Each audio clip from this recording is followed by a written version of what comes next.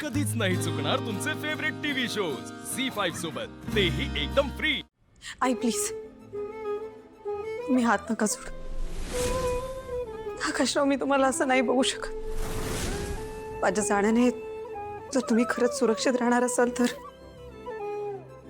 मी खरंच निघून जाते।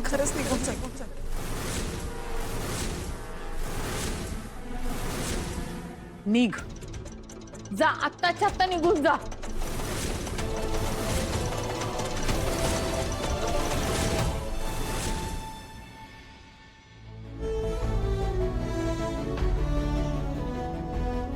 तुम्ही कुठेच जायचं नाहीये। अरे तू काय झालंय काय तुम्हा सगळ्यांना?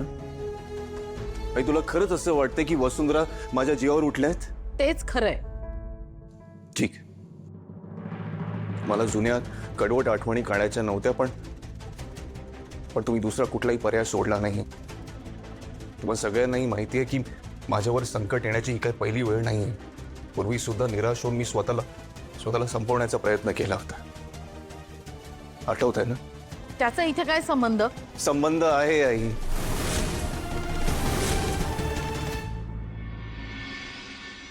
कारण तेव्हा वसुंधरा माझ्या आयुष्यातच नव्हत्या, म्हणजेच माझ्यावर येणाऱ्या संकटांची त्यांचा काहीही संबंध नाहीये।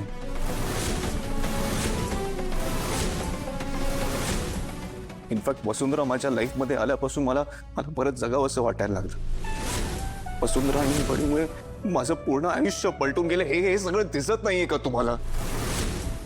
आई, आज जर मी इथे जिवंत राहतो फक्त आणि फक्त वसुंधरांमुळे।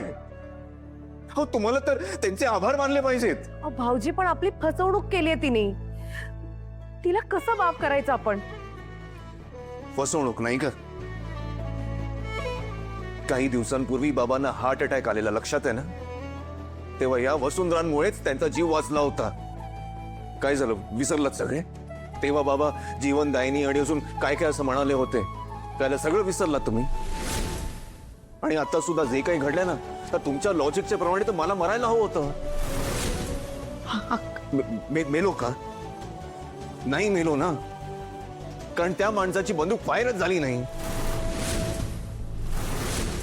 तुम्ही सगळे वसुंधरा माझ्या जीवावर उठलेली असं म्हणताय, तर मी म्हणतो की मी आज जिवंत ना, तर फक्त आणि फक्त वसुंधरांमुळे। आणि जर तुम्हाला माझी थोडी जरी काळजी असेल ना, तर प्लीज प्लीज त्यांना दोष देणं बंद करा आणि माझ्यावर स्वतः हल्ला कोण करताय हे शोधण्यात जास्त फोकस करा। आकाश, आई, तो हल्लेखोर पकडला गेलाय। आता आपल्याला लवकरच कळेल हे सगळं कोण आणि का करतंय।